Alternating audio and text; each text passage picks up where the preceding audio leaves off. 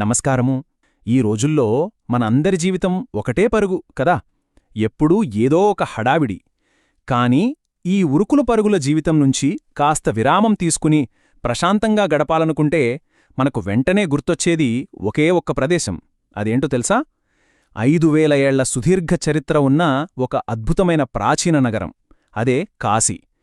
ఈరోజు ఈ విశ్లేషణలో మూల ఆధారాల నుండి సేకరించిన సమాచారంతో ఈ ఆధ్యాత్మిక నగరపు లోతులను మనం కలిసి అన్వేషిద్దాం. సరే, ఇక ఏమాత్రం ఆలస్యం చేయకుండా ఇందులోకి వెళ్ళిపోదాం. మన ఈ అన్వేషణ కోసం ముందుగా ఏవేం చూడాలో ఓసారి ఇక్కడ గమనించండి. నగరానికున్న అనేక పేర్ల గురించి, ఆ తర్వాత దాని సుదీర్ఘ చారిత్రక ప్రయాణం, ఘాట్ల వద్ద ఉండే వివిధ జీవితం, పవిత్ర ఆలయాల నిర్మాణం, చివరగా అక్కడి గొప్ప సాంస్కృతిక వైవిధ్యం, ఇవన్నీ వరుసగా తెలుసుకుందాం. ముందుగా మొదటి విభాగం, అనేక పేర్లున్న నగరం. ప్రపంచంలోనే అత్యంత ప్రాచీన నగరమైన దీనికి ఉన్న ఆ పేర్ల వెనక అసలు అర్థమేంటో చూద్దాం. మనం ఎక్కువగా వాడే ప్రాచీనమైన పేరు కాశీ. ఈ పేరు వినగానే ఏదో తెలియని ప్రశాంతత వస్తుంది కదూ. అసలు ఈ పదం ఎక్కడిది అంటే దీని మూలాలు ఏకంగా మన ఋగ్వేదంలోనే ఉన్నాయి. కాశీ అంటే ప్రకాశించడం అని అర్థం. భూమి పుట్టినప్పుడు సూర్యుని తొలి కిరణం సరిగ్గా ఈ నగరం మీదనే పడిందట. అందుకే దీని వెలుగుల నగరం అంటారు. ఇది కేవలం సూర్యకాంతి మాత్రమే కాదు సుమా, జ్ఞానం, సంస్కృతి అనే వెలుగులు ఎప్పుడూ ప్రకాశించే ప్రదేశం కాబట్టే ఆ పేరు సార్థకమైంది. ఇక ఈ పేర్ల వెనుకనున్న భౌగోళిక, పౌరాణిక విశేషాలను గమనిస్తే ఉత్తరం నుంచి వరుణానది, దక్షిణం నుంచి అసీ నది వచ్చి గంగలో కలుస్తాయి కాబట్టే దీన్ని వారణాసి అన్నారు. భలే ఉంది కదా ఈ పేరు వెనుక ఉన్న విషయం. అలాగే బనారస్ అనే పేరు ఎలా వచ్చిందంటే బనార్ అనే రాజు పేరుమీదుగానో, లేదా బనా హువా రస్ అంటే జీవిత సారాన్ని ఆస్వాదించే ప్రదేశమనో చెబుతారు. ఇవే కాదండోయ్, నిరంతరం దహన సంస్కారాలు జరుగుతుంటాయి కాబట్టి మహాశ్మశానం అని, శివుడికి అత్యంత ఇష్టమైన ప్రదేశం కాబట్టి ఆనందవనం అని కూడా పిలుస్తారు. రెండవ విభాగం, కాలాతీతమైన చారిత్రక ప్రయాణం. యుగాలు మారుతున్నా, దాడులు జరుగుతున్నా ఈ నగరం తన ఉనికిని ఎలా కాపాడుకుందో ఇప్పుడు చూద్దాం. ఈ చారిత్రక కాలాన్ని చూస్తే నిజంగా ఆశ్చర్యమేస్తుంది. మహాభారత కాలంలోనే ఇది పాండవులకే అండగా నిలిచిన ఒక మహాసంపన్న జనపదం.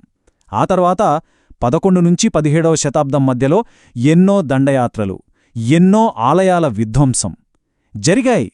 ఇన్ని ఎదురుదెబ్బల తగిలినా ఈ నగరం మళ్లీ లేచి నిలబడింది. ముఖ్యంగా 1780లో మరాఠా పాలకురాలు అహిల్యాబాయి హోల్కర్ చొరవతో ఇక్కడి గుళ్లన్నీ మళ్లీ పునర్నిర్మించబడ్డాయి.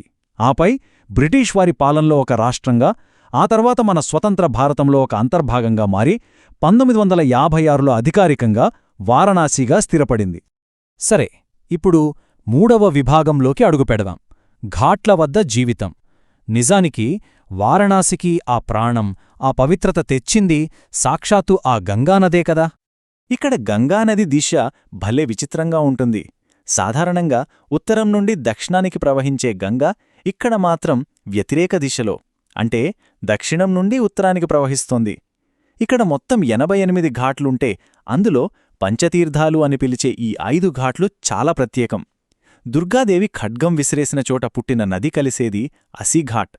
బ్రహ్మదేవుడు 10 అశ్వమేధ యాగాలు చేసిన చోటు దశాశ్వమేధ ఘాట్.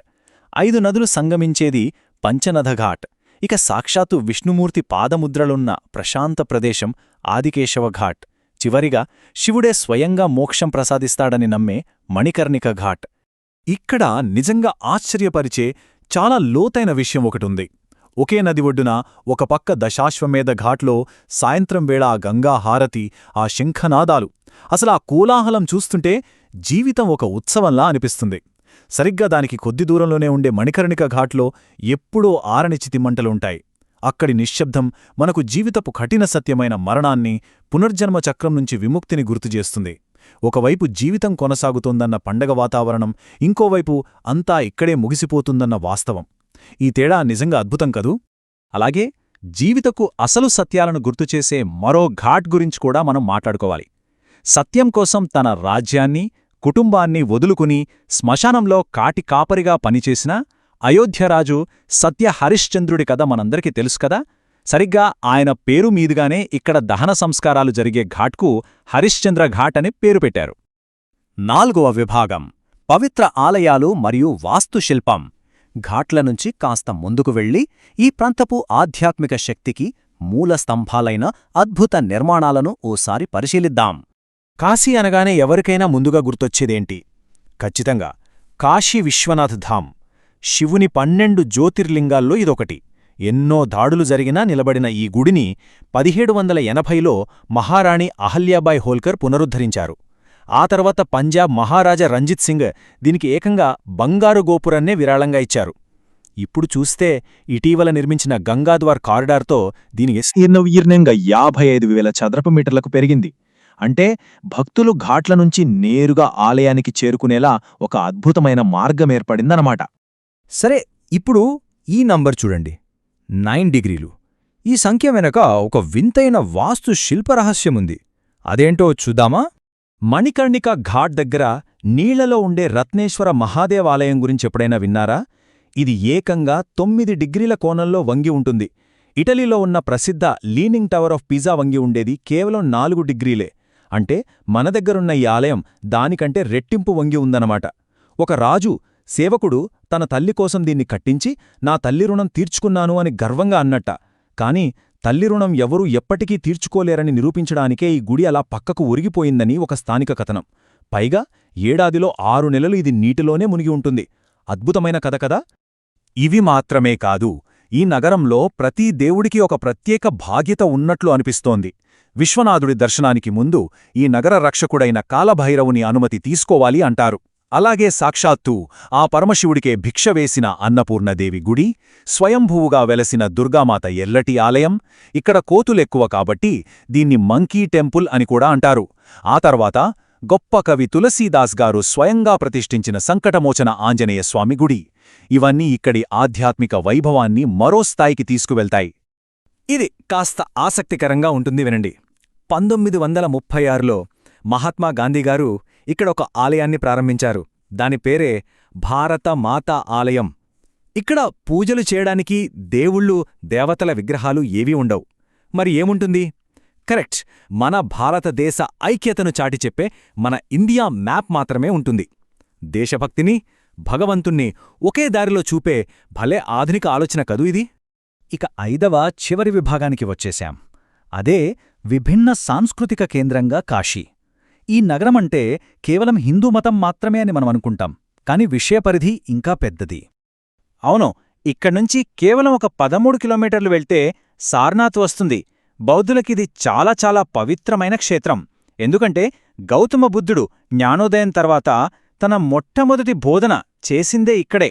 దీన్నే సింహగర్జన అంటారు. మన భారత జాతీయ చిహ్నంగా మనం చూసే ఆ అశోకస్తంభముందే, అది ఉన్నది ఇక్కడే. ఇంకో అద్భుతమైన విషయమేంటంటే 23వ జైన తీర్థంకరుడైన శ్రీ పార్శ్వనాథుడు జన్మించిన పవిత్ర స్థలం కూడా ఇదే. అంటే హిందూ, బౌద్ధ, జైన ఇలా 3 గొప్ప విశ్వాసాలు ఇక్కడ ఒకటయ్యాయనమాట. ఇక కళల సంగతి అస్సలు మర్చిపోకూడదు. ఇది మన శాస్త్రీయ సంగీతంలో ఒక గొప్ప విధానాన్ని సృష్టించిన బనారస్ ఘరానా పుట్టినిల్లు.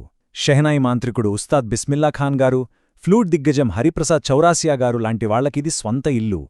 అలాగే కబీర్దాస్, తులసిదాస్ లాంటి గొప్ప కవులకిది జన్మభూమి. ఈ గొప్ప గొప్ప వాళ్లందర్నీ ఒకే దారంతో కలిపేది ఇక్కడి జనాలు మాట్లాడే ఆ ముద్దు ముద్దు భోజ్పురీ యాస. అదే కాశిక. ఒక కొత్త చోటికి వెళితే అక్కడి వాతావరణాన్ని ఆస్వాదించడం చాలా ముఖ్యం కదా. రామ్నగర్ కోటలో జరిగే ఆ రామలీల ప్రదర్శనలు చూస్తుంటే గతంలోకి వెళ్లిన అనుభూతి వస్తుంది. అలాగే ఎవరైనా సరే వారణాసి అనగానే ముందు అడిగేది బనారసీ పట్టుచీరలు, ఇక్కడి గులాబీ మీనాకారి కళలు. ఇక ఫుడ్ అంటారా? ఆ థండాయ్, మలాయ్, ప్రసిద్ధ బనారస్ పాన్ రుచి చూడకుండా ఈ ప్రయాణం పూర్తి అవ్వదు. ఇవే కాదు, మహాశివరాత్రి, గంగాదసరా, దేవదీపావళి లాంటి పండుగలొచ్చినప్పుడు ఈ ఊరి వాతావరణం, ఆ వేడుకలైతే అద్భుతం, మహాద్భుతం. సో ఇదండి కాశీనగరపు చరిత్ర, సంస్కృతి. ఇన్ని విషయాలు మాట్లాడుకున్నాం కదా. ముగించే ముందు ఒక చిన్న ఆలోచన. ఒకవైపు జీవితం అనే ఉత్సవాన్ని రోజూ జరుపుకుంటూనే మరోవైపు మరణం అనే ఆ శాశ్వతమైన నిశ్శబ్దాన్ని భయపడకుండా ఇంత అద్భుతంగా సమతుల్యం చేసే ఒక నగరం మన కళ్ల ముందుందంటే అది అసలు మానవ మనుగడ గురించి ఎలాంటి కఠోర సత్యాలను బోధిస్తోంది? కష్టసుఖాలు, చావుపుట్టుకలన్నీ ఒకే నాణానికున్న 2 ముఖాలని అది పదే పదే చెబుతోంది కదూ. ఈ అందమైన ప్రశ్నని అలా మనసులో ఉంచుకోండి. ఈ విశ్లేషణ మీకు నచ్చిందని ఆశిస్తూ మరో ఆసక్తికరమైన అంశంతో మళ్ళీ కలుద్దాం. వీడియో చివరి వరకు చూసినందుకు ధన్యవాదాలు. దయచేసి లైక్ చేసి ఛానల్కు సబ్స్క్రైబ్ చేసుకోండి. మీ మద్దతు ఎల్లప్పుడూ కావాలి.